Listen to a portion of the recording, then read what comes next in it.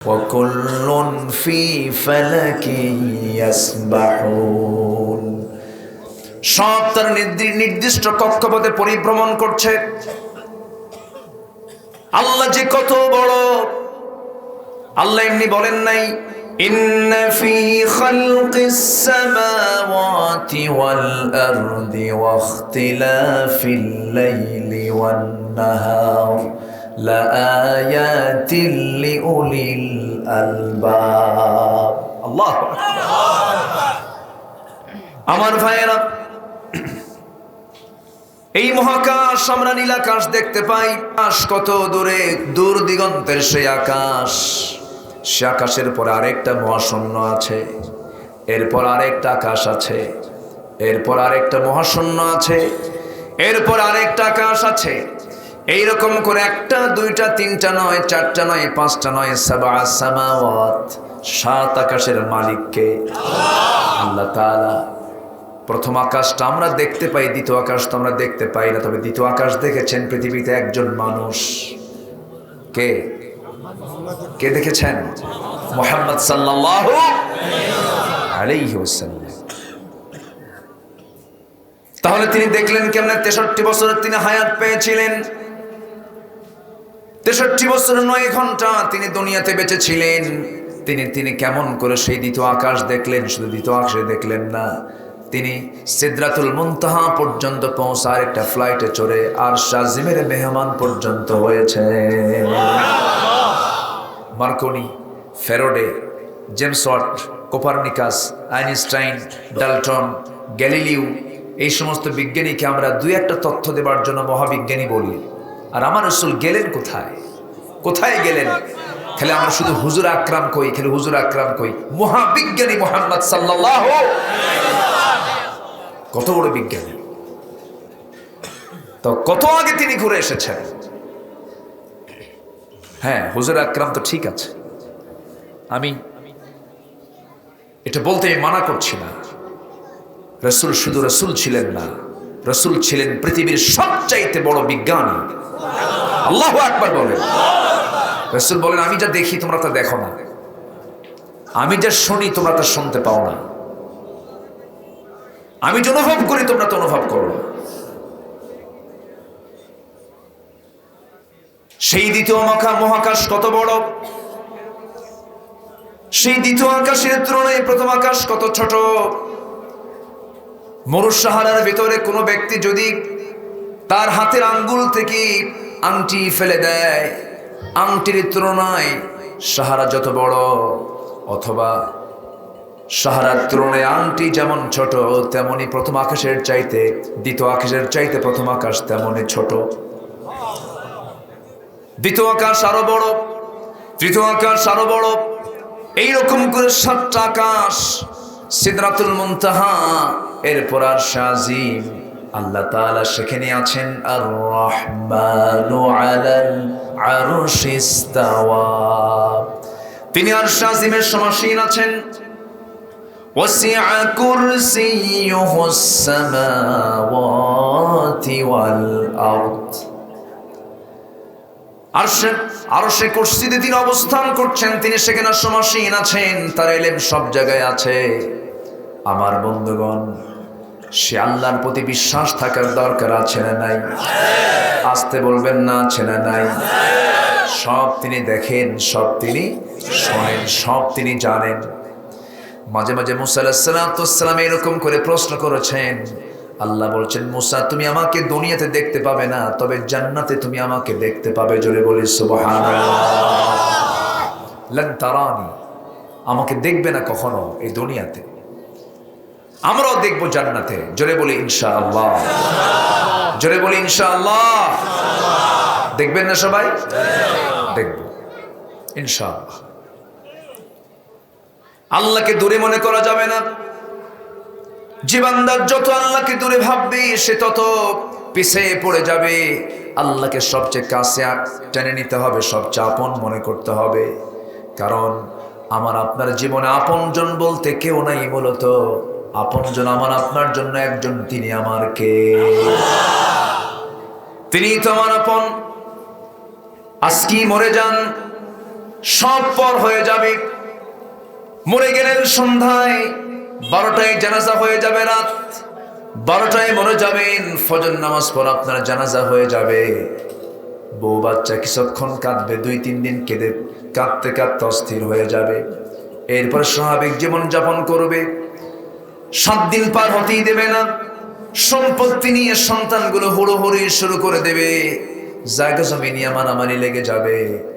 আপনার কথা সবাই ভুলে যেতে পারে, কিন্তু আমাকে আপনাকে ভুলবেন না যিনি, তিনি আমার কে? কে ভুলবেন না? আল্লাহ ভুলবেন না। আমার ভাইয়েরা, সেই জন্য সবার আগে আমরা কার পরিচয় নেব? সবাই বলেন কুল হুয়াল্লাহু আহাদ আল্লাহুস সামাদ লাম ইয়ালিদ ওয়া লাম ইউলাদ ওয়া লাম ইয়াকুল লাহু কুফুয়ান আহাদ। সূরার নাম কি বলেন?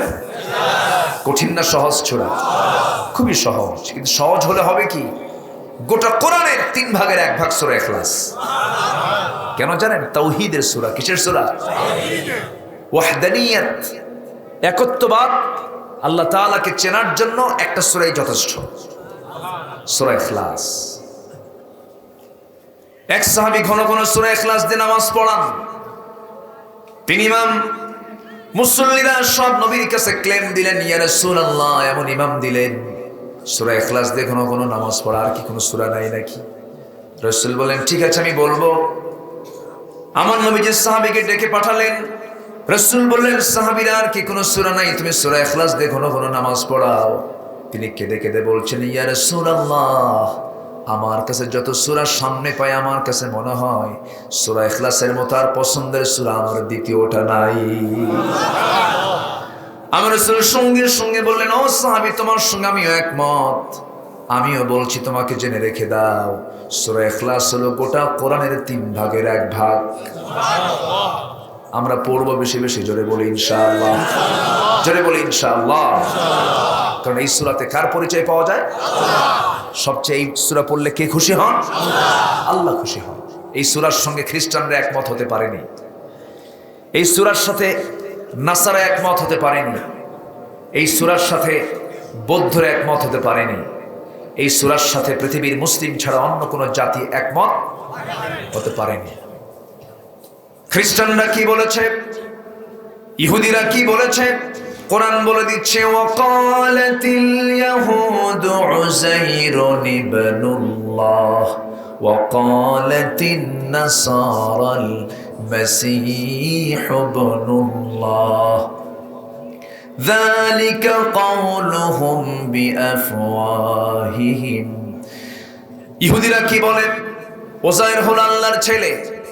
নাউযুবিল্লাহ বলবেন না? এখানে আল্লাহ তাআলা বলছেন লাম ইয়ালিদ ওয়া লাম ইউলাদ। এই সূরার তাফসীর অন্য আয়াতে আছে না নাই? কোরআন তেমন একটি কিতাবের নাম, একটা আয়াত দিয়ে আরেকটা আয়াতের অর্থ আল্লাহ তাআলা বলে দিয়েছেন। নামাজের মধ্যে আমরা বলতেছি ইয়্যাকা না'বুদু ওয়া ইয়্যাকা নাস্তাঈন ইহদিনাস সিরাতাল মুস্তাকিম। সিরাতুল মুস্তাকিমটা কি? আল্লাহর কাছে চাইলাম। আল্লাহ তাআলা সূরা ইয়াসিনে বলছেন, ওয়া আনি'বুদুনি হাদা সিরাতুম মুস্তাকিম, আমার ইবাদত করো, এটাই সিরাতুল মুস্তাকিম। জোরে বলি সুবহানাল্লাহ। হাসান ভাই আসছে? এখন আসেনি মনে হয় না, অনেক কষ্ট করে আসতেছেন উনি। দেশের শীর্ষস্থানীয় বিদ্যাপীঠ তামিরুল মিল্লাত কামিল মাদ্রাসার উনি প্রভাষক, এখানেই বাড়ি, পাশাপাশি আমার অত্যন্ত কাছের মানুষ। আসবেন তিনি, আমি অপেক্ষা করছিলাম। আমি ওনার চেয়ে কোনো অংশে আমিও দূরে ছিলাম, কিন্তু যদিও ডিস্টেন্স খুব কাছে, এখান থেকে 54 কিলোমিটার দেখায় ভোলা, কিন্তু নদী থাকার কারণে ডিস্টেন্সটা অনেক বেশি, তাই না? অনেক বেশি সময় লেগেছে আজকে আমার। মাঝখানে ফেরিতে আমার গাড়ি সহ আমরা বালুতে আটকে পড়ে গেছি। কিসে? বালু। ফেরি নড়েও না চড়েও না, প্রায় 4 ঘন্টা 3.5 ঘন্টার মতো ওই অবস্থায় আছে। তো ভাবলাম আর ঘন্টা 3 গেলে মাহফিল শেষ। তো পরে দেখি জোয়ার চলে এলো, জোয়ারে আবার ভাসতেছে, লিতে জেরিয়াল ফুলকা, তাই না? তো ভাসতেছে, ভেসে ভেসে আমরা চলে আসলাম। মজু চৌধুরী নাকি? আচ্ছা, এই এলাকায় বহু লোকের নামে এলাকা, তাই না? বলাই দেখলাম তজুমউদ্দিন, বোরহানউদ্দিন, লালমোহন, সব কার নাম? মানুষের নাম না? মানুষের নাম। এদিকে আবার মজু চৌধুরী, ওদিকে নুরু পাটোয়ারি, আছে না? আছে। খুব ভালো। সম্মানিত ভাইয়েরা, তাহলে খ্রিস্টানরা যা বিশ্বাস করে আমরা তা বিশ্বাস করি? ইহুদিরা যা বিশ্বাস করে আমরা তা বিশ্বাস করি? তাহলে ওদের সঙ্গে কি আমাদের বন্ধুত্ব হতে পারে? যারা আল্লাহকে নিয়ে অভিযোগ দেয়, যারা আল্লাহর বিরুদ্ধে অবস্থান নেয়, আমার সবচেয়ে আপনজন কে? সে আল্লাহর বিরুদ্ধে যাদের আকীদা, যারা বলে ঈসা আল্লাহর ছেলে, যারা বলে ওজায়ের আল্লাহর ছেলে, মারিয়াম আল্লাহর বউ, কথা কি বোঝা গেল? তাহলে যাদের চিন্তা চেতনায় এগুলো লালন হয়, তারা কি প্রকৃত অর্থে মুসলমানদের বন্ধু হতে পারে? বন্ধু বানালে মনে হয় আল্লাহ খুশি হবেন। আল্লাহ খুশি হওয়ার কথা? আল্লাহ তো বেজার হয়ে যাবেন। কিন্তু দুঃখজনক হলো সত্য, কিছু মুসলমান আছে তার কাছে খ্রিস্টান খুব ভালো, ইহুদি খুব ভালো, আত্মীয়তাও আছে। কি আছে না নাই? খ্রিস্টানও পছন্দ, ইহুদিও পছন্দ, কিন্তু তারা ঈসাকে আল্লাহর ছেলে বলছে, ওজায়েরকে আল্লাহর ছেলে বলছে। আল্লাহ বলছেন, ও দুনিয়ার মানুষ, আমি সব সহ্য করতে পারি, কিন্তু আমার সঙ্গে কেউ শিরিক করলে তা আমি সহ্য করতে পারি না। কার কথা? আল্লাহর কথা। আল্লাহ তা সহ্য করতে পারেন না। এবং শুধু তাই নয়, চূড়ান্ত কথা, যার উপরে আর কোনো কথা থাকে না, তিনি বলে দিয়েছেন সাফ সাফ, কত গুনাহ করেছো তুমি, কোনো সমস্যা নাই। আনানাস সামা বিকরাবিল আরদিল খাতায়া, তোমার গুনাহ আকাশ ছেয়ে গেছে, গোটা জমিন ছেয়ে গেছে, কোনো প্রবলেম নাই। লা তুশরিক বি শাইআন, শিরিক মুক্ত হয়ে আমার কাছে আসো, আমি তোমার পাহাড় পরিমাণ গুনাহ মাফ করব। কিন্তু শিরিক করা যাবে না, শিরিক করা যাবে না। খ্রিস্টানরা, ইহুদিরা, বৌদ্ধরা, তারা আমার কি বন্ধু হতে পারে? কেন পারে না? বন্ধু বানালে শত্রু হবেন কে? কি হবেন? ক্লিয়ার কথা। এই ছোট বাচ্চা, এটা পাশে যান, একটু বলেন। ওরা এরকম করবেই, ছোট ছোট বাচ্চা তো, ওরা আমার সাথে আবার রিপিট করছে।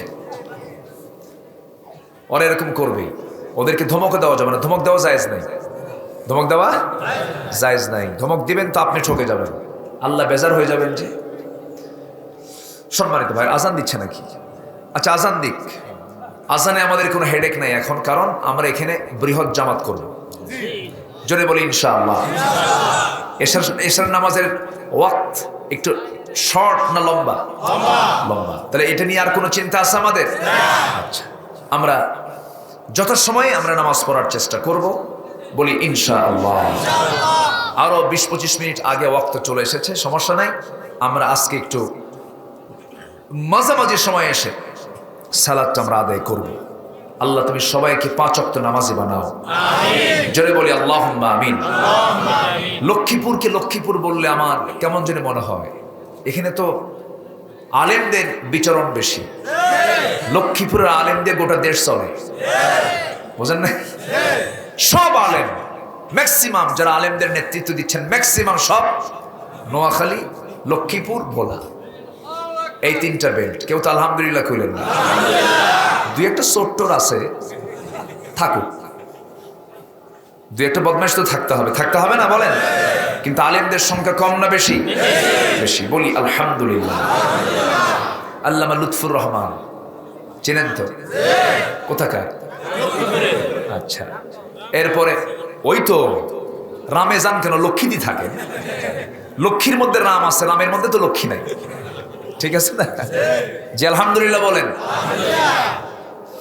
এরকম করে ডজন খানেক কওমি বলেন, আলিয়া বলেন, সব লেভেল থেকে কওমি আলিয়া, এটা কোনো দ্বন্দ্ব না, এটা আমাদের হৃদয়ের কৃপণতা আছে কিছু।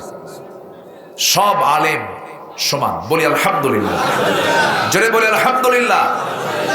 আসমান এবং জমিনে, আসমান জমিন জুড়ে, পৃথিবী এই আসমান জমিন জুড়ে সবার আগে, সবার সর্বপ্রথম যে অপরাধটা জিন এবং ইনসান জাতির মধ্যে সংগঠিত হয়েছে সেটা হলো অহংকার। সেটা কি বলেন? কি করছিল? আবা আবা ওয়াস্তাকবারা, আবা ওয়াস্তাকবারা ওয়া কানা মিনাল কাফিরিন। আচ্ছা, তাহলে এই অহংকার এসেছে কার থেকে? কিন্তু সে অহংকার ঢুকছে এখন কোথায়? মানুষের ভিতরে। মানুষের ভিতরে। আলেমদের মধ্যে তো নাই। আসতে বলবেন না, আছে না নাই? সিয়াসিত্তা বুঝেন তিনি, কয়েকটা তাফসীর তিনি বুঝেন, একটি ইফতা পড়ান, আরবিটা ভালো করে বুঝেন, কিতাব পড়াতে পারেন ভালো, কিন্তু আপনি একটা মানুষকে বলবেন ও কি জানে, ওর কোন এলেম আছে নাকি? এরকম বলার লোক আছে না নাই? একটা সচেতন একজন বড় আলেম কখনো তার মুখের ভাষা এমনটা হতে পারে না। ওয়ালাকাদ কাররামনা বানি আদম, আমি আল্লাহ আদম সন্তানকে সম্মান দিয়েছি। কার কথা? যে আল্লাহ আদম সন্তানকে সম্মান দিয়েছেন, সে আদম সন্তানকে আপনি কখনো এইভাবে আন্ডার এস্টিমেট করে কথা বলতে পারেন না। যে আলেমের মুখ থেকে বের হয় ও কি জানে, এই জাতীয় কথা তার মুখে মানায় যে আলেম না, আলেম নামের কলঙ্ক সেগুলো আছে না কিছু, এগুলো করবেন না।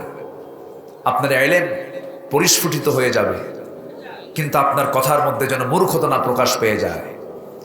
কথা আগে নয়, চিন্তা করে আগে কথা বলতে হবে, কি ঠিক কিনা? আগে চিন্তা, এরপরে কথা। সম্মানিত ভাইয়েরা, তাহলে আমার আল্লাহ তাআলা শুধু উপরে না, সবার উপরে। সাব্বিহিসমা রাব্বিকাল আ'লা, সবচেয়ে উপরে তিনি কে? আল্লাহ। আজকে কোন সূরা থেকে কথা বলছি? সূরাতুল আ'লা। 19টা আয়াত। কয়টা আয়াত? 19টা আয়াত। 19টা আয়াতের সমন্বয়ে এই সূরাটা মক্কায় নাযিল হওয়া। যে সময় মক্কার হাওয়া খুব গরম ছিল এবং সেই যুগে সাহিত্যের মান ছিল অনেক উঁচু মানের, বড় বড় কবিদের খুব মূল্যায়ন ছিল, কবিদের দাম ছিল। সেই যুগের সমস্ত কবির মুখে যখন আয়াতগুলো যখন চলে এলো, তারা ভাবলো এত কবিতা জীবনে লিখলাম, এত সাহিত্য লিখলাম, কিন্তু এত সুন্দর বাচন ভঙ্গিতে মুহাম্মদ কেমনে বলে? শেষ পর্যন্ত তারা নিশ্চিত হয়ে গেল এই কোরআন মানুষের কোনোদিন রচনা হতে পারে না। এই সূরার ভিতরে প্রত্যেকটা আয়াতের শেষে ইয়া দিয়ে শেষ করা হয়েছে। ইয়া দিয়ে আল্লাহ তাআলা মিলায়া প্রত্যেকটা আয়াতের শেষে ইয়া দিয়ে মিলায়া এই সূরা শেষ করেছেন। সাব্বিহিসমা রাব্বিকাল আ'লা আল্লাযী খালাকা ফাসাওয়া والذي قدر فهدى والذي أخرج المرعى فجعله غثاء أحوى سنقرئك فلا تنسى إلا ما شاء الله إنه يعلم الجهر وما يخفى ونيسرك ইউসরা। এরকম করে সব আয়াতের শেষে আল্লাহ তাআলা ইয়া দিয়ে মিলিয়ে যখন শেষ করে দিলেন, সঙ্গে সঙ্গে কাফের মুশরিকরা এই সমস্ত কবিরা বলছে, না না, মুহাম্মদ তো নিজের মতো করে কোনো কথা বলছে না, অবশ্যই এটা আসমানি কিতাব। জোরে বলে সুবহানাল্লাহ। কোরআনের হাওয়া এখন বিশ্বকাপেও লেগেছে, তাই না? ফুটবলেও লেগেছে। ছোট্ট একটা বাচ্চা সূরা হুজরাতের একটা আয়াত পড়ে গোটা বিশ্বকে তাক লাগিয়ে দিয়েছে। ইন্না খালাকনাকুম মিন যাকারিন ওয়া উনসা ওয়া জাআলনাকুম শুউবান ওয়া ক্বাবাইলা লিতাআরাফু ইন্না আকরামাকুম ইনদাল্লাহি আতকাকুম ইন্নাল্লাহা আলীমুন খাবীর। আল্লাহু আকবার। আমি তোমাদেরকে এক পুরুষ এবং এক নারী থেকে সৃষ্টি করেছি, আদম হাওয়া থেকে। বিভিন্ন গোত্র সম্প্রদায়ে ভাগ করে দিয়েছি যেন একে অপরকে চিনতে পারো। জেনে রেখো তোমাদের মধ্যে সেই লোকটাই শ্রেষ্ঠ যে আল্লাহকে বেশি ভয় করে। জোরে বলে সুবহানাল্লাহ। ছোট্ট বাচ্চার কথায় চোখের পানি ফেলে কেঁদেছে অনেকে। এত দামি কথা কোরআনে আছে, এটা একটা দাওয়াতের জায়গাও বানিয়েছে অনেকে। আলহামদুলিল্লাহ। আমি বলছি না যে ফুটবলে কেউ জিতলে আলহামদুলিল্লাহ বলবো, এটা আলহামদুলিল্লাহ বলার জায়গা না। আল্লাহু আকবার বলারও জায়গা না এটা। ডেমোক্রেসি যেরকম গণতন্ত্র, যদি কেউ ডাইরেক্ট কোনো আলেমকে যদি প্রশ্ন করা হয় যে democracy by the people, of the people, for the people, জনগণের সকল ক্ষমতার উৎস, এই জাতীয় আকীদা পোষণ করে গণতন্ত্র, এটা কি ইসলামে জায়েজ? কোনো আলেম কি জায়েজ বানাতে পারবে? এটা কি বলবে? হারাম না হালাল? হারাম বলবে। এরপরও নির্বাচনে এখন অনেক ইসলামী দল আছে না নেই? আছে। বিষয়টা হলো বিশ্বকাপ ওয়ার্ল্ড, যেটা ফিফা, গোটা পৃথিবীতে এটা একটা পৃথিবী পরিচিত একটা খেলার নাম। এটা শুরু হয়েছে দীর্ঘদিন, শত বছর ধরে এই কার্যক্রমটা চলে আসছে। তো এবার মুসলিম একটা দেশ স্বাগতিক হওয়ার কারণে তারা ভাবলো যে যেহেতু এই স্বাগতিক আমরা হলাম, দেখি তো এর মধ্যে দিয়ে কিছু আয়াত হাদিস ঢুকানো যায় নাকি। তারা একটু চেষ্টা করেছে। কাতারের আমার এক বন্ধু গেছে কাতারে, বন্ধুর নাম বললে আপনি এমনি চিনে ফেলবেন, নাম না বলি, যাই হোক। উনি গেছেন, তো বলছে ভাই গোটা কাতার আয়াত হাদিস দিয়ে ভরা, আয়াত আর হাদিস দিয়া, যেখানে চোখ দেয় সেখানে আয়াত, সেখানে হাদিস। রাসূল কি দাওয়াত দেননি? আমার নবীজি মক্কার 13 বছর কাবার ভিতরে থাকা 360টা মূর্তিকে সামনে রেখে রাসূল সেজদা দিয়েছেন, সেজদা দিয়েছেন, বাধ্য হয়েছেন, উপায় ছিল না, নিরুপায় হয়ে। যখন তার হাতে বিজয় চলে এসেছে তখন কি রেখেছেন? রাখেন নাই। উত্তর পাইছেন তো? এখন এক রাত তো একটা সময়, তো সব তার ব্যাখ্যামূলক বলা যায় না, একটু বুঝে নিয়েন সম্মানিত ভাইয়েরা। আবার আমার দেশের আবার কিছু কিছু লোক আছে, ব্রাজিল আর আর্জেন্টিনা মারামারি কইরা ঠ্যাং নাই, আছে না নাই? এটা কি ভালো? এটা কি ইমানদারের লক্ষণ? বলে ফজরে জায়গা পায় না। হুজুর এমন ঘুমাচ্ছিলাম ফজরে জায়গা পাইনি, নাম হলো ফজর আলী। নাম কি? ফজর আলী। কিন্তু জাগে হলো রাত 10টা, সকাল 10টায়। কিন্তু ব্রাজিলের খেলা হবে, আর্জেন্টিনার খেলা হবে রাত 3টায়, উনি 2টায় হাজির। কি কথা কি বুঝতেছেন না? সম্মানিত ভাইয়েরা, না, সেদিন প্রশ্ন করছে একজন, হুজুর জার্সি পরে আমার প্রিয় দেশের অথবা প্রিয় খেলোয়াড়ের জার্সি পরে নামাজ আদায় করলে কি নামাজ হবে? প্রশ্ন করেছে। মান তাশাব্বাহা বিকওমিন ফাহুয়া মিনহুম। আপনার আইডল তো তারা হবে না, আপনার আইডল হবে হচ্ছে সাহাবায়ে কেরাম, আপনার আইডল হবে আলেম ওলামা, আপনার আইডল হবে মুহাম্মদ সাল্লাল্লাহু উসওয়ায়ে হাসানা। সম্মানিত ভাইয়েরা, আজকে খেলার পতাকা নিয়ে মানুষ ব্যস্ত, কালিমার পতাকা নাই? কালিমার পতাকা আছে না নাই? একজন অন্ধ সাহাবী নবীর সামনে গিয়ে দাঁড়ালেন, রাসূলকে গিয়ে বলছেন, হুজুর সবাই তো যুদ্ধে যায়, আমাকে পারমিশন দেন, আমি যুদ্ধে যাব।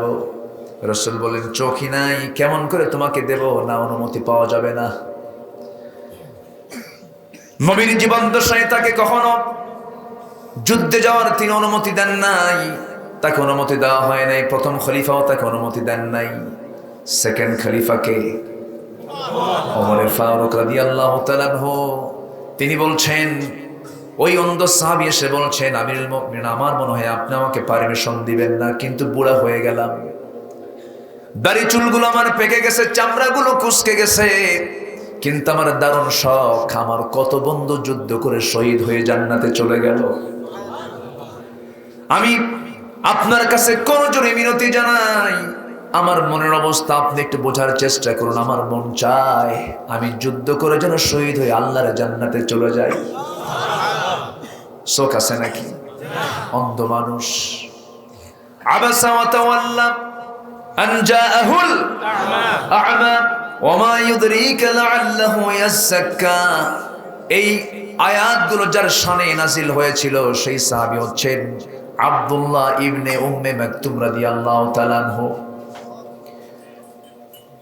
তিনি বললেন, আমিরুল মুমিনিন, প্রথম খলিফা পারমিশন দেন নাই, রাসূল পারমিশন দেন নাই। আপনি যদি আমাকে পারমিশন দিতেন আমার তৃপ্তি আসতো, আমার হৃদয়টা ভরে যেত।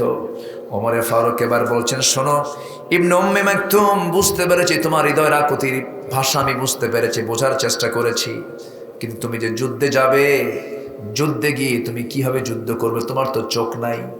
সঙ্গে সঙ্গে মুস্কি একখান হাসি মেরে বলছেন, আমি জানি আপনি আমাকে কেমন প্রশ্ন করবেন। আমার যে চোখ নাই, চোখ ছাড়াও যুদ্ধে আমার কাজ, আমাকে দিয়ে কাজ হবে কি কাজ? সেই কাজটা হলো যুদ্ধ যেহেতু তরবারি দিয়ে করতে হবে, সেই চোখ না থাকার কারণে তরবারি নিতে পারবো না। কিন্তু যুদ্ধের ময়দানে সৈনিকদের নিশান বোঝার জন্য তো কালিমার ঝান্ডা নিতে হবে। সেই ঝান্ডা ধরার জন্য তো চোখের দরকার নাই, শক্তি দেখানোর দরকার নাই, শুধু কালিমার ঝান্ডা ধরে থাকবো, আমাকে দেখে দেখে মুজাহিদরা যুদ্ধ করবে। জোরে বলেন সুবহানাল্লাহ। সাহাবীরা কালিমার ঝান্ডা, কালিমার পতাকা ধরতে ব্যস্ত, আর উম্মতে মুহাম্মাদি কিসের পতাকা?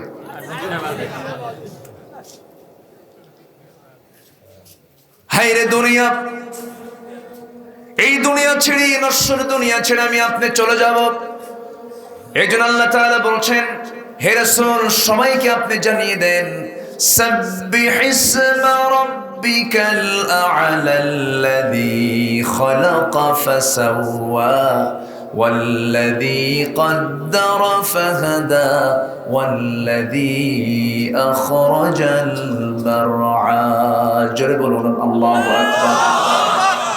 হে রাসূল আপনি পবিত্রতা ঘোষণা করুন সেই মহান রবের, যিনি সবার উপরে, আল্লাযী খালাকা ফাসাওয়া, যিনি সৃষ্টি করেছেন এবং তাতে সমতা ব্যালেন্স করেছেন, ভারসাম্য বজায় রেখেছেন সৃষ্টির মাঝে, ওলট পালট করেন নাই। দুইটা চোখ দিয়েছেন, ছোট বড় করেন নাই, লেবেল করেছেন। দুটা কান দিয়েছেন, ছোট বড় করেন নাই, লেবেল করেছেন। দুটা হাত দিয়েছেন, ছোট বড় করেন নাই, লেবেল করেছেন। দুইটা পা দিয়েছেন, ছোট বড় করেন নাই, লেবেল করে দিয়েছেন। দুইটা কিডনি দিয়েছেন, ছোট বড় করেন নাই, লেবেল করে দিয়েছেন। দুটা চোখ দিয়েছেন, কত সুন্দর করে টানা টানা। শুধু চোখটা বানায়া ছেড়ে দেন নাই, চোখের পিছনে আল্লাহ রাব্বুল আলামিন 20 লক্ষ পার্টস দিয়ে দিয়েছেন। কয় লক্ষ? একটা চোখে আছে 20 লক্ষ ক্ষুদ্র ক্ষুদ্র পার্টস। আবার সেই পার্টস গুলোকে সক্রিয় করার জন্য 1,70,000 ভেইন রেখেছেন এক একটা চোখের পিছনে। আল্লাহু আকবার। কার কার দেওয়া? কার দেওয়া? আল্লাহর দেওয়া। আমার এক বন্ধু মালয়েশিয়ায় থাকেন, আব্দুল মমিন তার নাম। মালয়েশিয়ায় গিয়েছি, সালাম দিয়ে তার হাতটা চেপে ধরলাম, বন্ধু কেমন আছেন? বন্ধুর হাতটা ধরার সঙ্গে সঙ্গে দেখি এখানে কি যেন আওয়াজ হচ্ছে, মেশিন চলতেছে। বললাম, বন্ধু এখানে কি হয়? ভয় লাগতেছে। বলতেছে, এখানে একটা মেশিন সেট করা আছে। কিসের মেশিন সেট করা? বলতেছে, বন্ধু এমন একটা মেশিন সেট করে দিয়েছি যে মেশিনটা অকেজো হয়ে গেছে। আল্লাহ আমাকে মেশিনটা দিয়েছেন, কিন্তু মেশিন দুটা নষ্ট হয়ে গেছে। কি? কিডনি দুইটা নাই, কিডনি দুইটাই চলে গেছে। তাহলে এখানে এটা লাগাইছেন কেন? বলতেছে, এটা লাগাইছে এই জন্য 7 দিন পর্যন্ত এই কাজটা চলতে থাকবে। 7 দিনের মাথায় আমাকে ডায়ালিসিস করতে হবে। ডায়ালিসিস করার জন্য প্রত্যেক সপ্তাহে আমাকে যেতে হয় ডাক্তারের কাছে। ডায়ালিসিস মেশিনের সামনে আমাকে হাজির করা হয়, সুই ঢুকায় দেয়, আমার দেহের সমস্ত রক্তগুলো নিয়ে ফেটে ফেটে আবার রক্তটাকে ডায়ালিসিস করে আবার দেহের মধ্যে ঢুকায় দেয়। আমার বন্ধুগণ, কিডনি দুইটা ঠিক আছে, বুঝবো কেমনে? যার কিডনি নাই সেই তো বোঝে এই দুটা পার্টসের কি গুরুত্ব রে ভাই। আল্লাহ রাব্বুল আলামিন আমার আপনার এই রক্তকে ডায়ালিসিস করার জন্য, রক্তটাকে ফেটে নেওয়ার জন্য যে কিডনি দিয়েছেন, দুইটা পার্টস দিয়েছেন, দুইটা কিডনি দিয়েছেন, এটার ওজন হলো মাত্র 200 গ্রাম। আর মানুষের বুদ্ধি দিয়ে বানিয়েছে যে ডায়ালিসিস মেশিন, কিডনির যেটা কাজ করে, তার ওজন হলো 100 কেজি। কত কেজি বলেন? 100 কেজি। তাহলে আমার আল্লাহ দিলেন কয়শো গ্রাম, আর মানুষ বানালো কয়শো কেজি? 100 কেজি। তাহলে 2টা কিডনির ওজন হবে কত KG? 200 KG. 200 KG dialysis machine বনাম 400 গ্রাম, 200 গ্রাম, 200 গ্রাম কিডনি দিয়েছেন। যদি এমনটা হতো, আমার আপনার দেহের ওজন হলো 80 কেজি আর কিডনির ওজন হলো 200 কেজি, আমি চলবো না কিডনি না নড়বো? সুবিধা না অসুবিধা? আল্লাযী খালাকা ফাসাওয়া। আল্লাহ তাআলা সমতা করে দিয়েছেন। জীবন ধারণ করতে গিয়া, জীবন সংসার চালাতে গিয়া, চলাফেরা করতে গিয়ে তোর যেন কোনো বিন্দু পরিমাণ কোনো অসুবিধা না হয়, সব কিছুকে আমি আল্লাহ তোর দেহের মধ্যে ব্যালেন্স করে সৃষ্টি করে দিয়েছি। এই ব্রেন পরিচালনার জন্য বিদ্যুতের দরকার আছে না নাই? সবার দেহের মধ্যে বিদ্যুৎ আছে না নাই? জেনারেটর আছে না নাই? সব কিছু আছে। আল্লাহ বলছেন, বান্দারে তোর দায়িত্ব হলো আমার পবিত্রতা ঘোষণা করা, আমার জিকির করা। সফল হওয়ার জন্য বান্দা কত চেষ্টা করো তুমি। একটা মিলের মালিক, একটা ইন্ডাস্ট্রিজের মালিক, একটা দলের বড় নেতা, একটা বড় অফিসের কর্মকর্তা, একটা বড় চেয়ারম্যান, এমপি, মন্ত্রী, বিশাল তুমি মনে করো আমি সফল হয়ে গেছি। না না, সফলতার মাপকাঠি এগুলো নয়। সফল হওয়ার জন্য আমরা পরামর্শ নেব কার কাছ থেকে বলেন? আল্লাহ বলছেন, বান্দা সফল যদি হতে চাও আমার কাছ থেকে পরামর্শ নাও। কদ আফলাহা শব্দটা আল্লাহ তাআলা আরো জায়গায় বলেছেন, এই জায়গায় সুন্দর করে বলছেন শেষের দিকে কয়েকটা আয়াত। আমরা যদি সফল হতে চাই, সূরা আলার মধ্যে আল্লাহ তাআলা বান্দাকে 3টা আমল করতে বলেছেন। 3টা আমল করবে, সফল হবে, আমি তোমাকে জান্নাত দিয়ে দেব। জোরে বলে সুবহানাল্লাহ। আল্লাহ রাব্বুল আলামিন বলেন, قد أفلح من تزكى وذكر اسم ربه فصلى بل تؤثرون الحياة الدنيا والآخرة خير وأبقى। জোরে বলুন আল্লাহু আকবার। আল্লাহ তাআলা কি স্টাইলে আরেক জায়গায় বলছেন, قد أفلح من زكاها وقد خاب من دساها كذبت ثمود بطغواها إذ انبعث أشقاها। জোরে বলুন আল্লাহু আকবার। ওই সমস্ত বান্দা সফল যে তার নফসকে পরিশুদ্ধ করতে পেরেছে। নফসের শুদ্ধতা যার জীবনে এসেছে তার কোনো টেনশন নেই, কারণ রাসূলকে আল্লাহ তাআলা কি দায়িত্ব দিয়েছিলেন? রব্বানা ওয়াবআথ ফীহিম রাসূলাম মিনহুম ইয়াতলু আলাইহিম আয়াতিকা ওয়া ইউআল্লিমুহুমুল কিতাবা ওয়াল হিকমাহ ওয়া ইউযাক্কিহিম। জোরে বলুন আল্লাহু আকবার। তাসকিয়াতুন নফসের দরকার। প্রত্যেকটা মানুষের ভিতরে নফস আছে না নাই? আছে না নাই? এই নফসের শুদ্ধতা হলো সবচেয়ে বড় সফলতার দিক। নফসের ট্রিটমেন্ট আগে করতে হবে। দেহের কোনো রোগ হলে ডাক্তারের কাছে গেলে পরে ডাক্তার ওষুধ লিখে দেন, সেই ওষুধটা ফলো করলে পরে জ্বর সেরে যায়, সর্দি সেরে যায়। হয়তো শরীরে কোনো সমস্যা হয়েছে, ওষুধটা খেলাম, আমি সুস্থ হয়ে গেলাম শারীরিক কোনো সমস্যার জন্য। কিন্তু নফসের মধ্যে যদি কোনো রোগ হয়, নফসের ট্রিটমেন্ট করার জন্য মেডিসিন আছে না নাই? দুনিয়ার কোনো ডাক্তারদের কাছে আছে নাকি? দুনিয়ার কোনো ডাক্তারের কাছে আপনি ট্রিটমেন্ট পাবেন না। নফসের ট্রিটমেন্ট করতে হলে আল্লাহ তাআলা বলছেন, ওয়ানুনাজ্জিলু মিনাল কুরআনি মা হুয়া শিফাউন ওয়া রাহমাহ। কোরআন নাযিল করেছি বান্দার জন্য শিফা করে, আরোগ্য করে এবং রহমত করে। এই জন্য নফসের শুদ্ধতার জন্য দরকার কোন কিতাব? আসতে বলবেন না, কোন কিতাব? জিকির করি লা ইলাহা ইল্লাল্লাহ,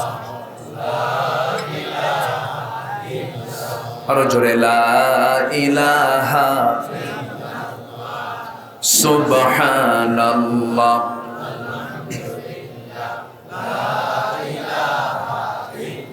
আরো জোরে লা ইলাহা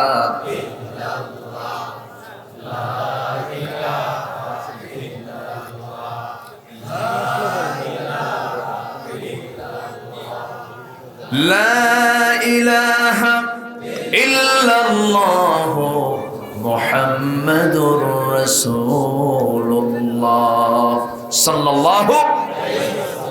আপনাদের কি কষ্ট হচ্ছে? তো দুই একজন করে উঠে যাই, বসেন। এত মানুষকে ডিঙ্গিয়ে আপনি উঠতেছেন, আপনার হাঁটু গিয়ে লাগতেছে মানুষের মুখের সাথে, উঠবেন না। বিনা কারণে বিনা ওজরে ওঠাটা আদবের খেলাফ। আমি আপনাকে কখন থেকে খুঁজতেছি যে আমার হাসান ভাই, ওনার চাপে আমি আসতে বাধ্য। উনি আমাকে একটা বছর হলে এই মাহফিলটার জন্য কতবার জামার খোঁজ নিয়েছেন, যে আমি এসে আমি নিজেকে ধন্য মনে করছি। আপনাদের এই চাঁদ মাখা মুখ আল্লাহ পাক আমাকে দেখালেন, আলহামদুলিল্লাহ। আমার হাসান ভাই সামনে তো প্রশংসা করা উচিত না? আমি বিনয়ী মানুষ বহু দেখেছি জীবনে, এত বড় আলেম, অত্যন্ত বিনয়ী নম্র মেজাজের মানুষ। আল্লাহ তুমি তার সকল খেদমতকে দ্বীনের জন্য কবুল করে নাও। তিনি 11টায় বের হয়েছেন মনে হয় না, আপনি 9:30টায় বের হয়েছেন ঢাকা থেকে।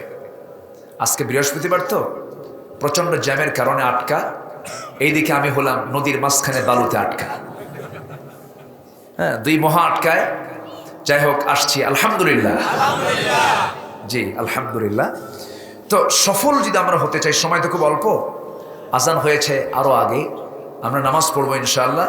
তো এই যে 3টা সফলতার দিক আল্লাহ তাআলা বলেছেন, আমরা পরামর্শ নেব কার কাছ থেকে বলেন তো? আমার ভালো মন্দ কে বুঝবেন? আমার সকল দায়িত্ব কার? আমরা কাকে ওলি বানাই? আমরা একমাত্র অভিভাবক আমরা কাকে বানাবো?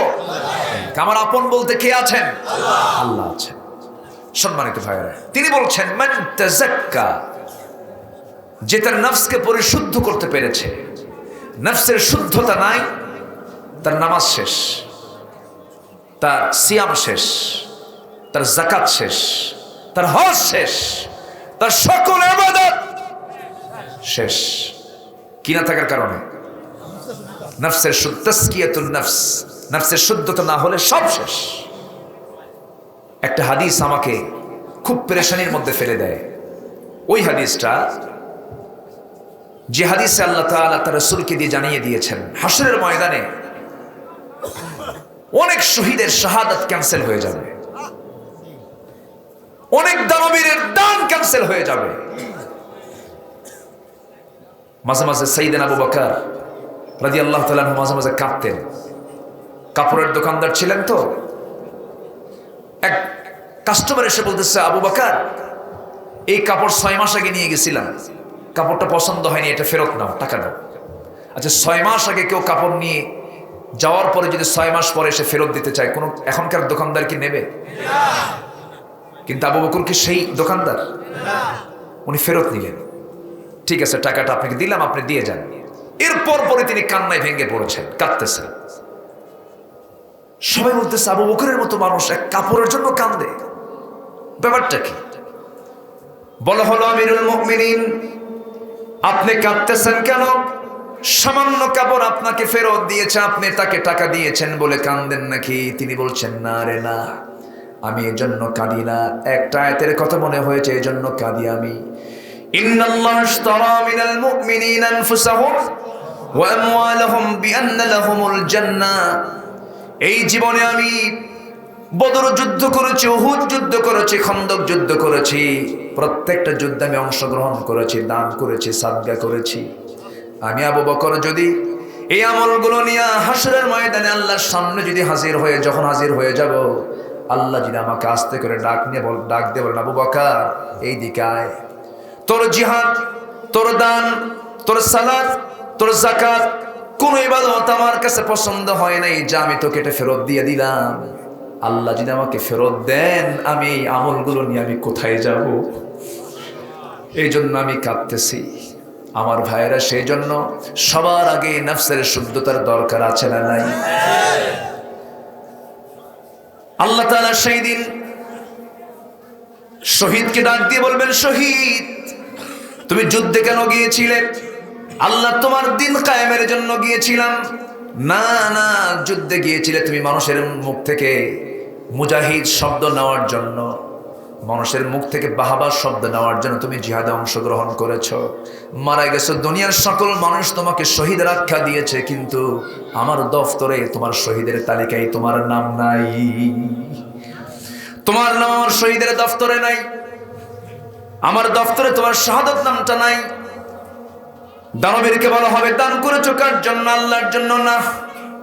তোমাকে সবাই দানবীর বলবে, তোমাকে সবাই দানবীর আখ্যা দেবে যে সেই জন্য তুমি দান করেছো, আমার জন্য দাও নাই। আজকে তোমার আমার দফতরে তোমার দানবীরের কাতারে তোমার নামটা নাই, তোমাকে জাহান্নাম যেতে হবে। আমার বন্ধুগণ, সেই জন্য নফসের শুদ্ধতা সবার পরে না সবার আগে। এই সূরাগুলো নাযিল হয়েছে মক্কায় না মদিনায়? মক্কায়। قد أفلح من زكاها وقد خاب من دساها। قد أفلح শব্দ দু জায়গায় আসলো, আবার আরেক জায়গায় আল্লাহ রাব্বুল আলামিন একই স্টাইলে বলেছেন সূরা মুমিনুনের সামনে আল্লাহ রাব্বুল আলামিন বান্দাকে জান্নাতে যাওয়ার সহজ প্যাকেজ দিয়ে দিয়েছেন। قد أفلح المؤمنون الذين هم في صلاتهم خاشعون। এই খুশু ভাবটা কার আসবে?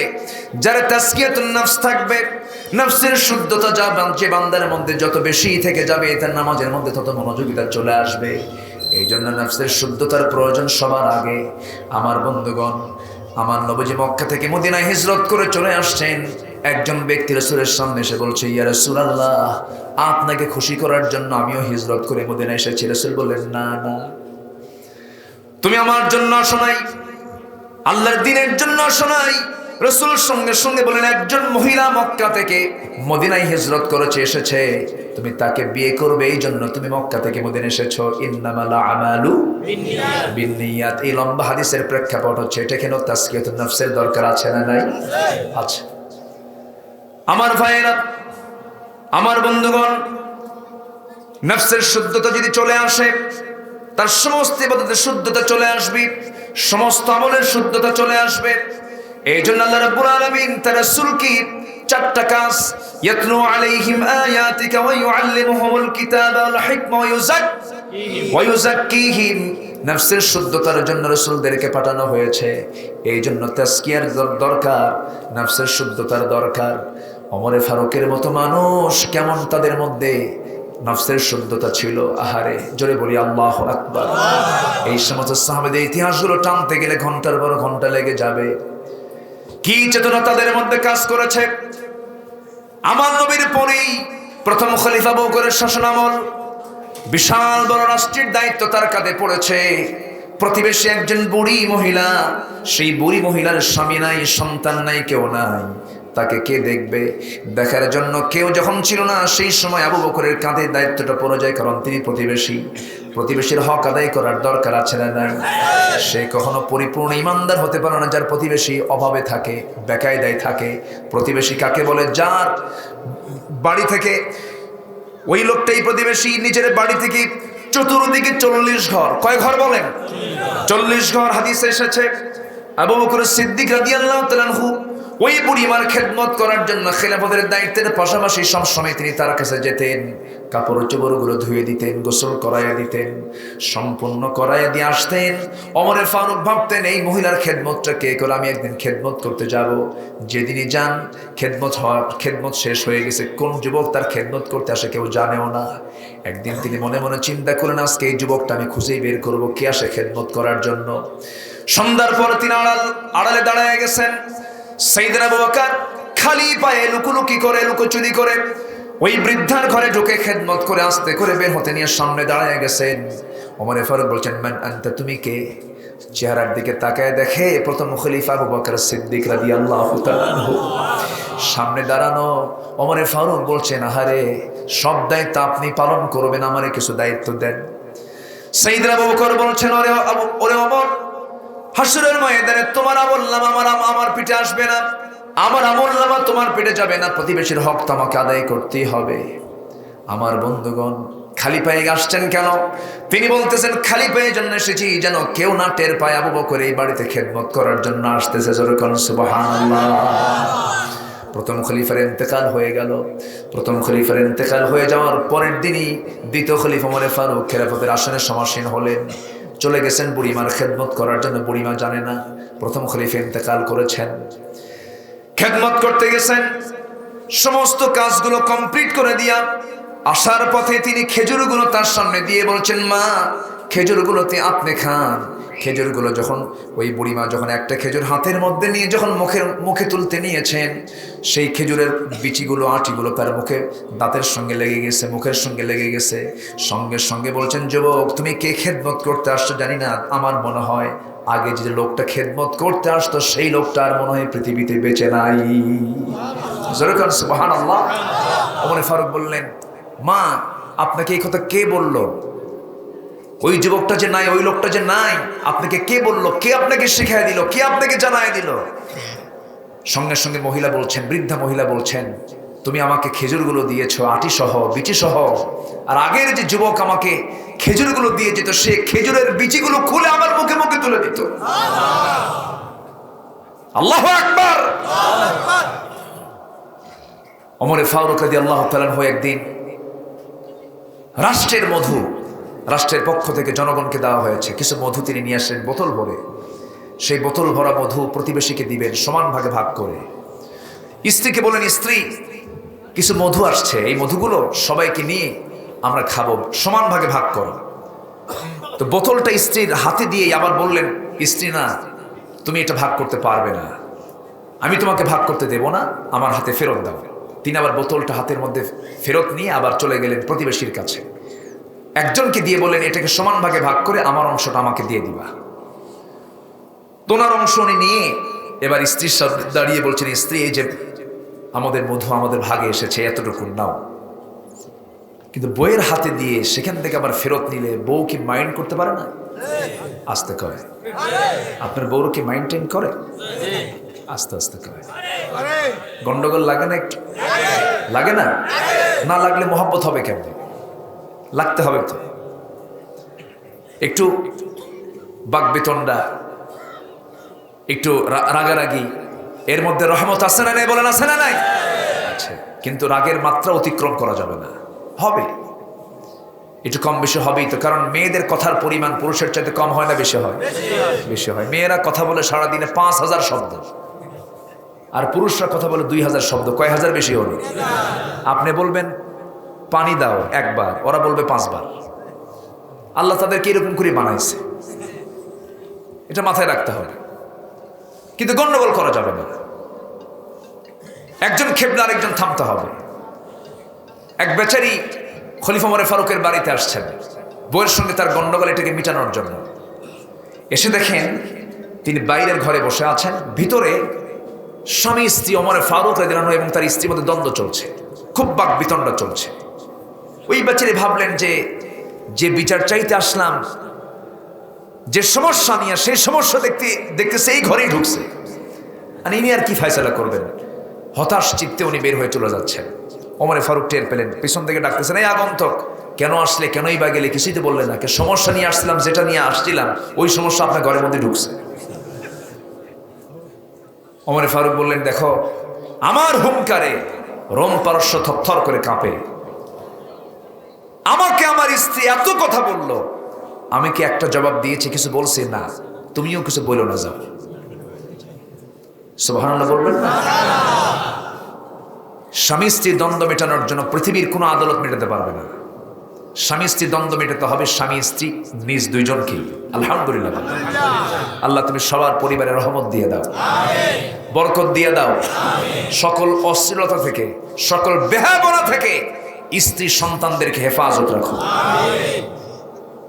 ওমর ফারুকের সাথে এই বোতল নিয়ে লাগছে একটু মনোমালিন্যতা চলে আসছে। তবে বইয়ের কথা কিন্তু শুনতে হয়। শোনেন না আপনারা বইয়ের কথা? একদম আস্তে আস্তে কয়, এই বইয়ের কথা শোনেন না আপনারা? ছোট ছোট বাচ্চা কয়, হ্যাঁ বিয়ে করছো? আচ্ছা শুনি। বইয়ের কথা না শুনলে সংসার হবে না তো, শুনতে হবে। এক রাজা প্রজার মাঝে ঘোষণা করেছে, যে প্রজারা বইয়ের কথা শোনে তাদেরকে বড় কোনো পুরস্কার দেওয়া হবে না, তাদেরকে একটা করে ডিম দেওয়া হবে। আর এই রাজ্যে যে প্রজারা বইয়ের কথা শোনে না, স্ত্রীর কথা শোনে না, তাদেরকে একটা করে বিশাল ঘোড়া দেওয়া হবে। রাজ্যে ঘোড়া পাওয়ার মতো লোক খুঁজে পাওয়া মুশকিল। এক সলিমুদ্দি এসে বলে, জাহাপনা, আমি জীবনে বইয়ের কথা শুনি নাই। কি তাই? ঠিক আছে, আস্তা বলে যাও, একটা ঘোড়া তুমি নিয়ে বাড়িতে চলে যাও। কালো একখান ঘোড়া নিয়ে চলে গেছে বাড়িতে। কালো ঘোড়া দেখি বউ বলতেছে, তোমার রুচি নাই? কি ঘোড়া আনছো এটা? এটা কোনো ঘোড়া হলো নাকি? ঘোড়া আনবা যখন লাল ঘোড়া আনবা। কাছে ঠিক আছে, আমি যাচ্ছি। চলে গেছে আবার ঘোড়া, লাল ঘোড়া আনার জন্য গেছে।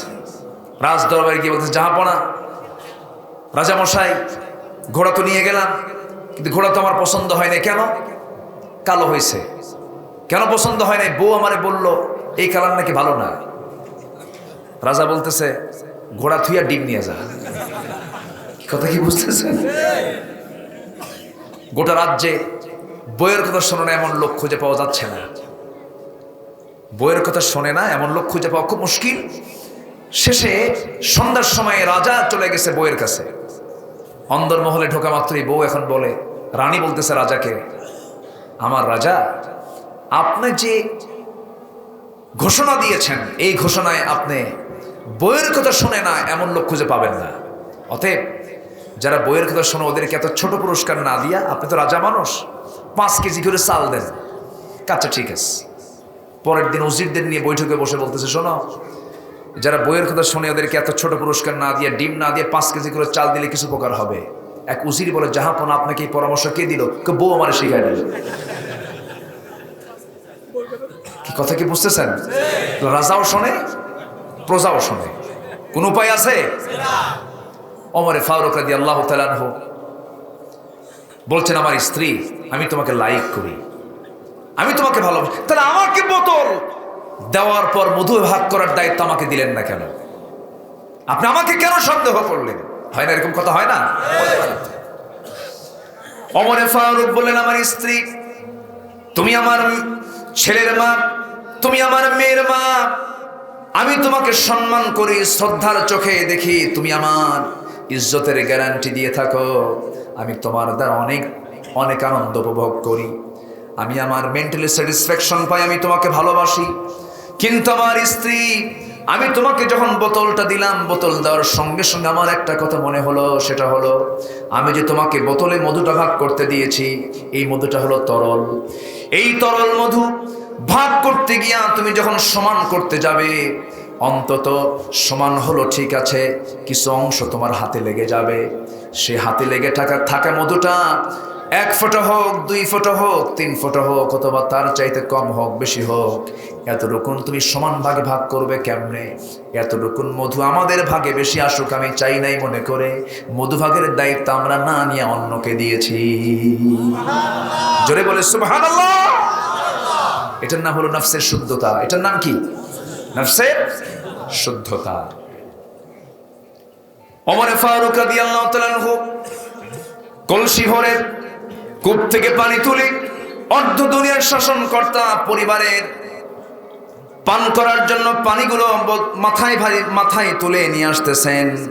আসার পথে হঠাৎ করে একজন প্রশ্নকারী, এক মুসলিম এসে বলতেছে, আমিরুল মুমিনিন, আমার কিছু প্রশ্ন জমা হয়েছে, কিছু জিজ্ঞাসা ছিল আপনার কাছে, আমি জিজ্ঞাসা করতে চাই। তিনি বলছেন, কি জিজ্ঞাসা করবে বলো? মাথায় কলসি রেখে কি কথা বলা যায় নাকি? এবার তিনি বলছেন, ঠিক আছে, আমি মাথা থেকে কলসি নামাচ্ছি। কলসির তলা ভেজা দেখি, জমিনে না রেখে তিনি হাঁটুতে রেখে বলছেন, কি প্রশ্ন করবে বলো? লোকটা বলছে, এবার তো আপনার কষ্টের পরিমাণটা বেড়ে গেল, হাঁটুতে কলসি রেখে কথা বলো তারও কঠিন, দয়া করে মাটিতে রেখে দেন। ওমরে ফারুক বলছেন, শোনো, কলসির তলা হলো ভিজা আর জমিনটা হলো শুকনা। এই শুকনা জমিনে আমি ভেজা কলসি যদি রেখে দেই, কলসির ভেজা তলার সঙ্গে এই জমিনের শুকনো মাটি কিছু উঠে আসবে, এতে আমার কি হবে? শোনো, এই যে জমিটা, এই জমিনের মালিক তা আমি নই, এই জমির কিছু মাটি আমার কলসির তলার সঙ্গে আমি যখন নিয়ে সঙ্গে করে চলে যাব, এই জমিওয়ালা কিয়ামতের দিন আমার বিরুদ্ধে মামলা দেবে, সেই জবাব আমি আল্লাহর সামনে দিতে পারবো না। সুবহানাল্লাহ। ক্বাদ আফলাহা মান তাযাক্কা। আল্লাহ, তুমি সবার নফসের শুদ্ধতা তুমি আল্লাহ দিয়া দাও। জোরে বলি আল্লাহুম্মা আমিন। আরো জোরে আল্লাহুম্মা আমিন। এটা সহিহ হাদিসের বর্ণনা। রাসূল তাকওয়ার কথা বলছিলেন, তখন রাসূল ইশারা দিয়ে বলছেন, তাকওয়া হ্যাঁ, আর তাকওয়া হা হুনা, এখানে হলো তাকওয়া। কোথায় তাকওয়া নেই? বাহ্যিক কোনো ইবাদতে তাকওয়া নেই। তাকওয়া হচ্ছে এই জায়গায়। আলা ইন্না ফিল জাসাদি লামুদাগাতান ইযা সালুহাত সালুহাল জাসাদু কুল্লুহু ওয়া ইযা ফাসাদাত ফাসাদাল জাসাদু কুল্লুহু আলা ওয়াহিয়াল কলব। দেহের মধ্যে এমন একটা গোশতের টুকরা আছে যা ঠিক থেকে গেলে সব ঠিক, যা বেঠিক হলে সব বেঠিক। আলা ওয়াহিয়াল কলব। এই জন্য আমাদের নফসের শুদ্ধতার প্রয়োজন আছে না নাই বলেন? আছে। এটাকে আমরা শুদ্ধ রাখার চেষ্টা করব। তবে হ্যাঁ, নফসের প্রকার হলো তিনটা: নফসে আম্মারা, নফসে লাওয়ামা, নফসে মুতমাইন্নাহ, আবার নফস, রূহ, কলব। যদিও তিনটা পরিভাষা, কিন্তু যদিও আমাদের কাছে মনে হচ্ছে তিনটাই যেন সমপর্যায়ের না, একটু ডিফারেন্স আছে। নফস হলো ইহকালীন চেতনা, রূহ হলো পরকালীন চেতনা, আর কলবটা হলো কার পরিকল্পনায় চলে? আল্লাহ। ইয়া মুকাল্লিবাল কুলুব সাব্বিত কলবি আলা দীনিক। আমার ভাইরা, আর ইন্নান নাফসা ওমা উবাররিগু নাফসি ইন্নান নাফসা লাআম্মারাতিন বিসসু। নফসে আম্মারা হলো ফিরআউনদের আত্মা, নফসে লাওয়ামা হলো ঈমানদারদের আত্মা, নফসে মুতমাইন্না হলো নবী রাসূলদের আত্মা। ইয়া আইয়াতুহান নাফসুল মুতমাইন্নাতু ইরজিই ইলা রাব্বিকি রাদিয়াতাম মারদিয়াহ ফাদখুলি ফি ইবাদি ওয়াদখুলি জান্নাতি। আমার ভাইরা, নফসে লাওয়ামা হলো হঠাৎ করে পাপ হয়ে গেছে, সঙ্গে সঙ্গে চোখের পানি ফেলে বলছে, আল্লাহ পাপ তো হয়ে গেছে, তুমি আমারে মাফ করে দাও। আল্লাহ তাআলা ওই বান্দাকে মাফ করে দিবেন যদি সে বান্দা ভালো করে তওবা করতে পারে। তওবা করব আমরা কার কাছে? আমার আপনার গুনাহ আছে না নাই? কিন্তু পরিকল্পিত কোনো গুনাহ করা যাবে না, আল্লাহ তাআলা অবশ্যই মাফ করে দিবেন। আমার ভাইয়েরা, তাজকিয়াতুন নফস এক নাম্বার সফলতার এক নাম্বার দিক হলো তাযাক্কা, নফসকে আমরা শুদ্ধ করব। নাম্বার 2 হলো ওয়া যাকারা ইসমা রাব্বিহি ফাসাল্লা। নাম্বার 2 হলো জিকির। হাসান বসরি রাহমাতুল্লাহ আলাইহি তিনি বলেছেন, তিনটা বিষয়ে তোমার স্বাদ যদি থাকে তাহলে তুমি ভাববে তুমি জান্নাতের মেহমান হয়ে যাচ্ছ। এর মধ্যে এক নাম্বার হলো কোরআন। কি বলেন? কোরআন তেলাওয়াতে মজা পেলে তুমি ভাববে তুমি জান্নাতে চলে যাচ্ছ। আর একটা হলো সালাতের মধ্যে যদি মজা পাও তুমি জান্নাতে চলে যাচ্ছ। আর একটা হলো জিকির করতে যদি তুমি মজা পেয়ে যাও তুমি ভেবে নিও তুমি জান্নাতের মেহমান হয়ে যাচ্ছ। যেরকম সুবহানাল্লাহ। জিকির করব কার? আসতে বলবেন না, কার? ওয়া যাকারা ইসমা রাব্বিহি। জিকিরটা হবে কার নামে? আল্লাহর নাম ছাড়া কোনো জিকির। গাড়ির সামনে লেখা থাকে, বাসের সামনে, বাবার নামে চলিলাম। যেরকম নাউজুবিল্লাহ। তাহলে এটা কি আল্লাহর নাম হলো না বাবার নাম হলো? বাবা বাঁচাবেন, আল্লাহ বাঁচাবেন। বাপ কয়টা হয় মানুষের?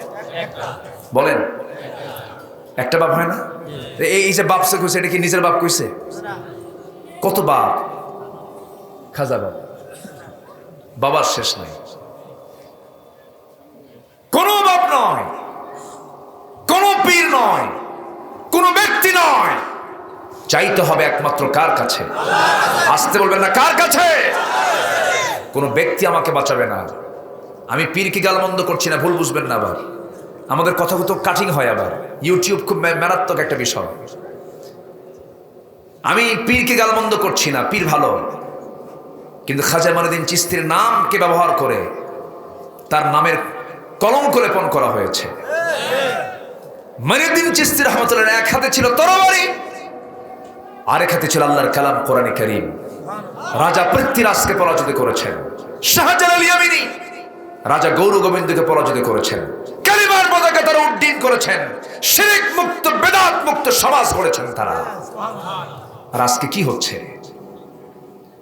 সমস্ত মাজারগুলো হয়ে গেছে শিরকের আখড়া।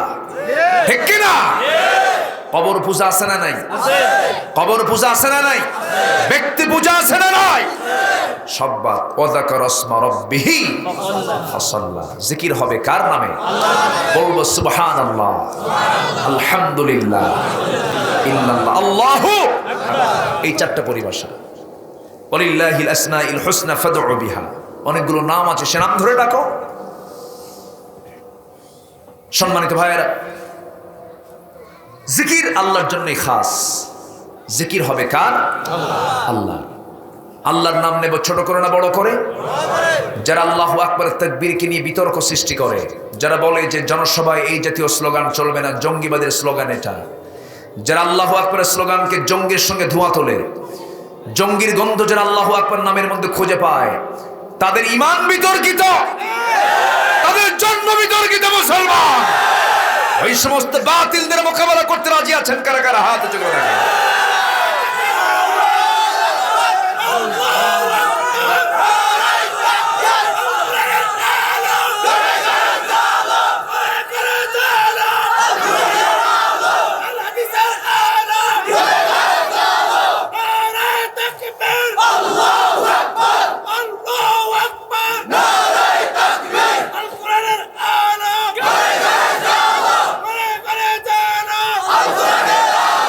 আল্লাহ কবুল করুন, জোরে বলি আমিন।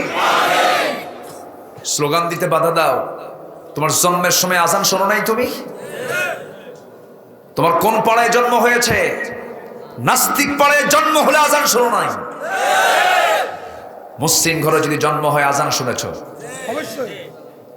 আজানের পরিভাষা আল্লাহু আকবার, নামাজের শুরু আল্লাহু আকবার, সিজদার শুরু আল্লাহু আকবার, রুকুর শুরু আল্লাহু আকবার, জানাজার শুরু আল্লাহু আকবার। যারা আল্লাহু আকবারকে নিয়ে ষড়যন্ত্র করে ওদের জানাজাও দেওয়া যাবে না, ঠিক কি না? ক্লিয়ার কথা। ওয়া যাকারা ইসমা রাব্বিহি ফাসাল্লা। সময় তো শেষ আছে, সময় আছে। আজকে প্রয়োজনে নামাজ বাদ, নামাজ পড়েন তো না? খুব ভালো, বলি আলহামদুলিল্লাহ। আপনাদের এলাকায় এসে ওয়াজ করা কঠিন তো, সব আলেম ওলামা, ডানে আলেম বামে আলেম, যে আয়াতি বলে সে আয়াতের সঙ্গে আপনাদের তেলাওয়াত শুরু হয়ে যায়। বলি আলহামদুলিল্লাহ। জি, আল্লাহ যদি লক্ষ্মীপুরের মতো প্রত্যেকটা জেলা বানায় দিতেন, আল্লাহ কবুল করুন। এলাকায় আসলে আমি মুগ্ধ হই, কেন জানেন? ভোলা, লক্ষ্মীপুর, নোয়াখালীতে বেহায়াপনাও কিন্তু কম। অন্য জেলার তো, আমরা তো গোটা দেশে ঘুরি, আমাদের চোখটা আন্তর্জাতিক চোখ, বোঝেন না? হয়তো আপনাদের চোখে মনে হয় যে বেহায়াপনা বাড়ছে। হ্যাঁ বাড়ছে, বেহায়াপনা আছে, কিন্তু বেহায়াপনা যে পরিমাণ আছে অন্য এলাকার তুলনায় কম। বলি আলহামদুলিল্লাহ। কিন্তু যেন না বাড়ে, ওয়াতানহাউনা আনিল মুনকার, এই কাজ করার দরকার আছে না নাই? সুদ, জেনা, মদ, এটা কি মুসলমানদের সমাজের না আবু জেহেলদের সমাজের? এগুলো আছে না নাই? আবু জেহেলের সমাজকে আমরা রাখতে চাই, রসুলের সমাজ আমরা আনতে চাই। এই জন্য কাজ করার দরকার আছে না নাই? আমরা কাজ করবো, জোরে বলি ইনশাআল্লাহ। নাম্বার 3 হলো ফাসাল্লা, নামাজ। নামাজ পড়বো তো সবাই? কয় ওয়াক্ত নামাজ? আল্লাহ তাআলা এখানে আগে বলেছেন তোর নিয়ত আগে ঠিক কর, নফস আগে ঠিক কর, জিকির ঠিক কর, এরপরে নামাজ পড়। এরপরে কি? নামাজ পড়ব। আমরা 5 ওয়াক্ত নামাজ পড়বো, কার একটা হাত তুলে দেখা। জোরে বলি ইয়া আল্লাহ, ইয়া রহমান, আমাদেরকে 5 ওয়াক্ত সালাত আদায় করার তৌফিক তুমি আল্লাহ দিয়া দাও। জোরে বলি আমিন, আরো জোরে আমিন। মাদের ভিতরে মায়েরা কি আসছে মাহফিলে? আশেপাশে আছে, আশেপাশে মায়েরা আছেন। তবে আগামীতে আমি পরামর্শ দেব এটাই, মাদের দিন বোঝার দরকার কোন অংশে কিন্তু কম না আমাদের চাইতে। দিন বোঝার দরকার আছে না নাই? রসুলের প্রথম দিনের দাওয়াত রসুল দিয়েছেন পুরুষকে না নারীকে? কথাটা বুঝেন আপনি? তাহলে মেয়েরা যদি বোরকা পরে প্রয়োজনীয় কাজ বাইরে সারতে পারে, এটা কি প্রয়োজনীয় কাজ না? আসতে পারে না তারা? পর্দার পরিবেশ যদি থাকে অবশ্যই তারা আসবেন। পর্দার পরিবেশ যদি মসজিদও থাকে, মসজিদও তারা যেতে পারবে। মক্কায় যান, মদিনায় যান, মেয়েদের জন্য শোনার জন্য তাদের সুযোগ সুবিধা রাখা উচিত। দিন বোঝা দরকার তাদের বেশি। আগামীতে এই মাহফিলের একটা সংযোজন হবে, সেটা হলো মেয়েদের জন্য বসার, তারা সুন্দর নিরাপদ পর্দার পরিবেশ রাখবে।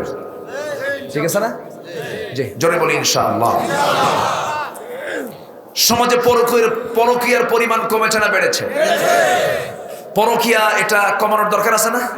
না বন্ধ করার দরকার? কমানো না বন্ধ করা? বন্ধ করতে হবে। কমাবো কেন? নির্মূল করতে হবে। পরকীয়া কেন হচ্ছে? আমার মাদেরকে বলবো আমি একটু, মা, পরকীয়া থেকে বাঁচার জন্য আপনাকে কিছু পদক্ষেপ নেওয়া উচিত। আপনার দেহের যে সৌন্দর্য এটা আপনাকে ঠিক রাখা উচিত। কিছু কিছু মহিলা আছে দেখবেন স্বামীর সামনে ছেঁড়া কাপড়, মার্কেটে যেতে নতুন কাপড়। আসলে এরকম আছে? স্বামীর সামনে ঘামের গন্ধে কাছে যাওয়া যায় না, কিন্তু বাইরে যখন বের হয় এমন সেন্ট লাগায় পরপুরুষের নাকে গিয়ে ধাক্কা লাগে। আছে না? নাই? আছে না? এগুলো এটা ঠিক না। মা, আপনাকে 24 ঘন্টা স্বামীর জন্য প্রস্তুত থাকতে হবে। আপনার স্বামী যাবে কোন দিকে আপনি পাহারা রাখতেন। আপনার স্ত্রী যেন, আপনার স্বামী যেন কোথাও না যেতে পারে, এদিক সেদিক যেন মিসগাইড না হতে পারে, আপনাকে পাহারা দিতে হবে। বউটা তেমন একটি সম্পদের নাম, স্ত্রীকে আপনার সাথে নিয়ে যাবেন, আপনার নজর কি অন্য কোনো নারীর দিকে যাবে? অসম্ভব ব্যাপার। যদি আপনি এরকম যাচ্ছেন একসাথে, হঠাৎ করে আপনার নজর যদি অন্য কোনো নারীর দিকে চলে যায়, হয়তো কয়েক সেকেন্ড তাকাইছেন আপনি, এই দৃশ্য যদি আপনার বইয়ের চোখে ধরা পড়ে, বলেন লক্ষ্মীপুরের মেয়েরা কি করতে পারে? সারাদিন কিছু বলবে না, সন্ধ্যার সময় হয়তো বলতেছেন, সুইটি এক গ্লাস পানি দাও তো। থাও তোমার সুইটি, চাইয়া থাকো আরেক দিকে। কি ঠিক আছে না? এই জন্য স্ত্রীকে কাছে রাখতে হবে, আবার স্ত্রীর দায়িত্ব স্বামীকে পাহারা দিতে হবে। খেয়াল করার দরকার আছে না? হুন্না লিবাসুল লাকুম ওয়া আনতুম লিবাসুল লাহুন্না। লিবাস কি দূরে থাকে না কাছে থাকে? লিবাস কি দূরে থাকার জিনিস?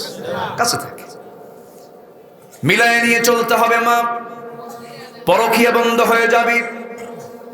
আপনার সমস্ত সৌন্দর্য তার সামনে আপনি প্লেস করবেন। আপনাকে ইন্টেলেকচুয়াল হতে হবে, বিচক্ষণ হতে হবে। আপনি তাকে বুদ্ধি বিনিময় করবেন, জ্ঞান বিনিময় করবেন, দুজন পরামর্শ করবেন, গবেষণা করবেন। আর আপনার ভাবতে হবে এই বাড়ি আমার শেষ বাড়ি। দেখবেন কিছু কিছু মহিলা আছে বাপের বাড়ি থেকে স্বামীর ঘরে যায়, মনটা পড়ে থাকে বাপের বাড়ি। আছে না? নাই? কিছু হইলি ফোন দিয়ে বলে, আব্বা এই যে ঘটনা ঘটছে, থাম আসতেছে, খাইয়া ফেলাবে। এরকম আছে না? সংসার হবে এরকম? লক্ষ্মীপুরও নাই? এগুলো করা যাবে না। আম্মা জান খাদিজার সাথে যখন নবীর বিয়ে হয়, বিয়ে যখন হয়ে গেল, নবীর সঙ্গে যখন তার সম্পর্ক যখন নতুন বাঁধন যখন হয়ে গেল, 15টা বছর ধরে দাম্পত্যময় জীবন কাটালেন। আম্মা জান খাদিজা রাসূলকে কি ভালোবাসা উপহার দিয়েছেন, আবার রাসূল তাকে কি ভালোবাসা উপহার দিয়েছেন, যে তার জীবনের বাপদাদার ধর্মকে ছেড়ে দিয়া সত্য দিন রাসূলকে তিনি গ্রহণ করে ঈমান এনেছেন। জোরে বলে সুবহানাল্লাহ। সারা রাত নবীজি দিনের প্রচার করেন, শেষ রাত্রে গিয়ে দরজায় নক দেন, বিদ্যুৎ বেগে দরজা খুলে যায়। রাসূল বলতে নাই, ও আমার খাদিজা, হঠাৎ করে দরজায় ডাক দেই, তুমি দরজাটা খুলে দাও, তুমি কি ঘুমাও না? খাদিজা বলতেন, ইয়া রাসূলুল্লাহ, আমি আমার জানটা আপনার জন্য কোরবান করে দিয়েছি। এরকম ভালোবাসা যদি কেউ দেখায়, পুরুষের ক্ষমতা আসন্ন দিকে যাওয়া, আর মহিলা যদি কয় খাইয়া ফেলাবো তোরে, কি কথা কি বুঝতেছে না? এই জন্য মোহাব্বত 16 আনা। আমার মাঝের আলোচনা শুনতেছেন, মোহাব্বত 16 আনা দেখাবেন। আপনি ভাববেন আমার স্বামী আমার সন্তানের বাবা, আমার স্বামী আমার যৌবনের সে মূল মানুষ, আমার অস্তিত্ব আমার সতীত্বের সে পাহারাদার, আমি তাকে ভালোবাসবো এবং এটাই বাড়ি আমার শেষ বাড়ি। সম্মান শ্রদ্ধার চোখে আপনি তাকাবেন। আমি হলফ করে বলতে পারি ওই পরিবারটা হয়ে যাবে জান্নাতের টুকরা। আল্লাহ তুমি মাদেরকে বোঝার তৌফিক দাও, বোরকা পরার তৌফিক দাও, হিজাব নিকাব বোরকা পরার তৌফিক তুমি আল্লাহ মাদেরকে দিয়ে দাও। এই আশাবাদ কামনা করে আমি আমার কথা না বাড়িয়ে যতটুকুন বলেছি, আমি সন্ধ্যার পরে উঠেছি, হয়তো অনেকে পরে আসছেন, আমি যতটুকু পেরেছি আমি আলোচনার হক যতটুকু পেরেছে ভাঙ্গাচোরা কিছু কথা বললাম। আল্লাহ তুমি সকলকে আমলে নিয়ে আসার তৌফিক দিয়ে দাও। আজান কি এখানে হবে? আচ্ছা, আজান হবে। নামাজ আমি কি ছোট্ট একটা দোয়া করে দেব? পরে কি আলোচনা আরো আছে তো না? আচ্ছা, পরবর্তী মেহমান আছেন, তাহলে আমি দোয়ার দিকে না যাই। যে আমি আর দোয়ার দিকে না যাচ্ছি, পরবর্তী মেহমান তারা আসবেন। তারা কি কোরআনের বাইরে কথা বলবেন না কোরআন থেকে কথা বলবেন? আমরা সবাই থাকবে, সবাই শুনবো। জোরে বলি ইনশাআল্লাহ। এই আশাবাদ কামনা করে